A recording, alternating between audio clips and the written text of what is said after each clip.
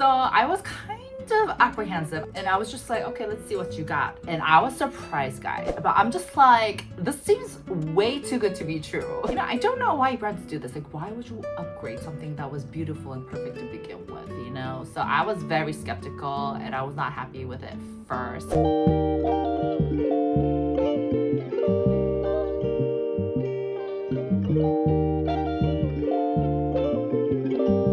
Stop before you spend another dollar on these new releases. Watch this video till the end. So as you guys have noticed, a lot of K-beauty brands have been dropping new releases and new upgrades left and right, and I thought for today's video I do a quick review and give you guys my own personal opinion on them as skincare influencer of 11 years. I know, yikes, it's been that long, guys. Because let me tell you guys, well, some of them I'm like really happy about, like I'm excited, but some of them I'm just like, what were you thinking? Like, seriously. So without further ado, let's get this video started right away. Chop, chop. Okay, first, let's start off with Laka Skin. Laka, I see you. So I feel like this was really interesting to me because Laka, for the longest time, has been really nailing it with their makeup products. They made amazing single eyeshadows, and their lip products are becoming very hyped, very viral right now in Korea. Their Glazed Maxi lip gloss, lip tint is selling like hotcakes. So I was very intrigued that they were coming out with their skincare brand, the Laka Skin.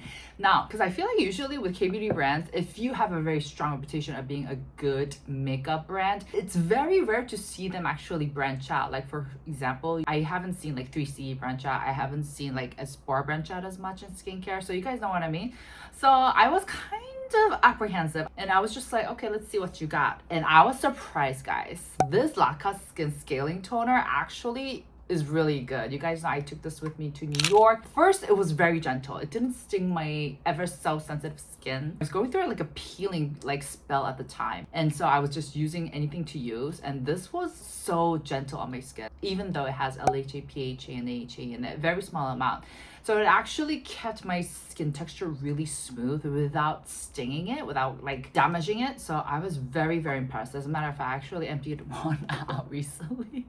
So this is my second bottle, and it just feels like a really lightweight, like a watery texture that feels really refreshing as the first step of your skincare routine. So I was actually really pleasantly surprised, and that's saying a lot because I had yay high expectations for it, because I was a little snobbish. I was like, okay, let's see what you got. So if you guys are looking for a good, gentle, exfoliating toner, watery toner, this is absolutely worth checking out. Their cream too, this is their Laka Skin wrapping cream. So it's called the wrapping cream because it's supposed to mimic the effects of the wrapping masks without you actually having to go through the arduous process of putting it on, waiting for it to dry, and then peeling. Instead, it's just a cream that will give you guys that effect. So I really do like the concept. It just sounds so convenient, and it's very actually really hydrating without it being overly too heavy. This is more of like a regular cream. It's not too heavy nor too light. It kind of sits right in the middle, and it feels very light on the skin and works amazingly to prep your skin for whatever you have to do afterwards, makeup, night skincare routine, whatever.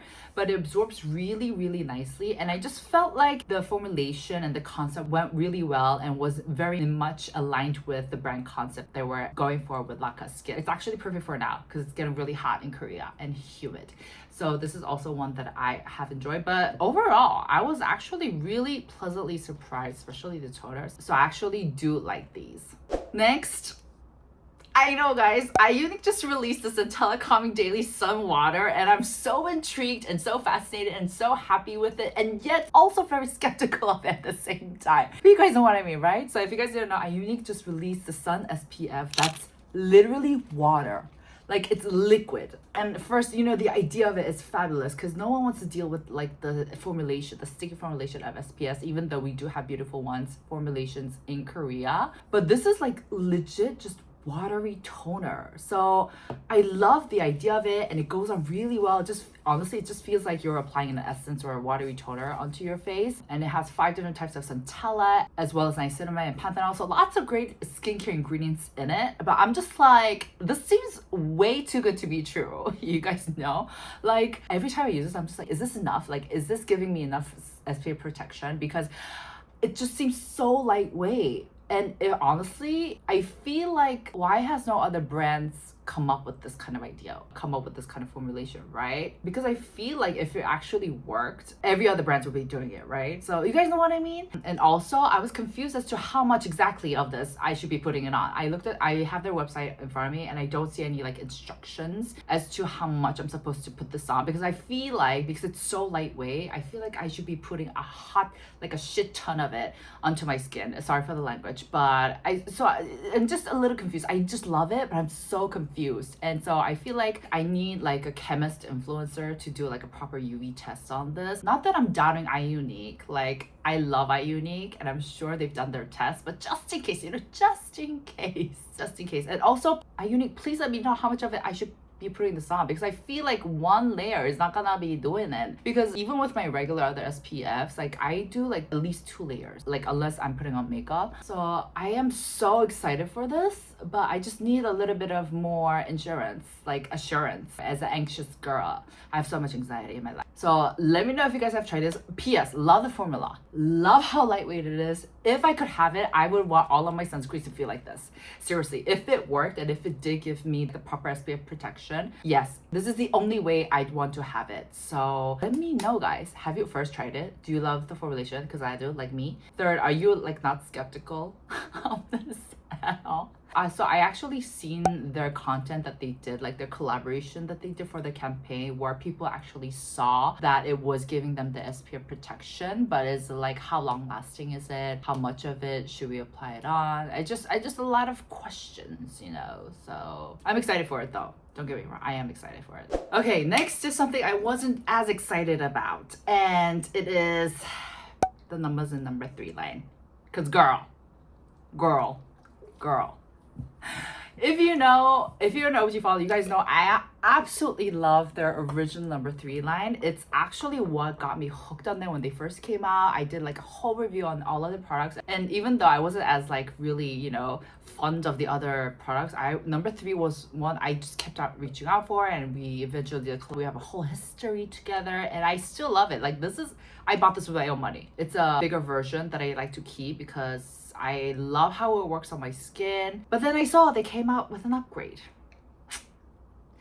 I don't know why brands do this. Like, why would you upgrade something that was beautiful and perfect to begin with, So I was very skeptical and I was not happy with it first. So if you guys didn't know, the original number 3 line has beautiful fermented ingredients, including the Bifida, galactomyces, which they still kept. But with the upgrade, what they did is they've added in Bifida, Bakuchiol, and they also made it lighter. So if you actually try out their toner and their serum, it feels a lot lighter than the original one. And also with the upgrade, now this part I was actually impressed. What they did, they used high-tech microfiltration process to actually kind of shrink the active ingredient so it seeps in better to our skin. So I guess the effects itself would work better in theory. And I'm just like, why can't brands just come out with additional lines instead of revamping, getting rid of the old one, And I know why they did it. It's because they want to target more skin types so that even people with oily skin and combo skin can also enjoy this beautiful product. But I'm just like, but it's not the same product. It's different products. Don't get me wrong, I love Numbuzin with my dear heart. I fully support, like, even though I'm sad, I will still continue to use this, and I'm not mad at it, but it's just like, why do brands keep on doing this?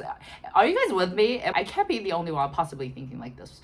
And also, I just gotta say, with the serum, they reduced the amount. This is 30 ml, while their original serum was 50 ml, and so there's an actual increase in the price by 67%. As a consumer, okay? I don't know if I'm happy about that. I get it with the, the economy is so hard nowadays. I get it, brands, and with the war going on, a lot of brands are going through a lot of difficulties trying to actually get like the lid, the bottle, because it's boarded from the outside. So I get it, but it's just like, at least make it cheaper than, I don't know.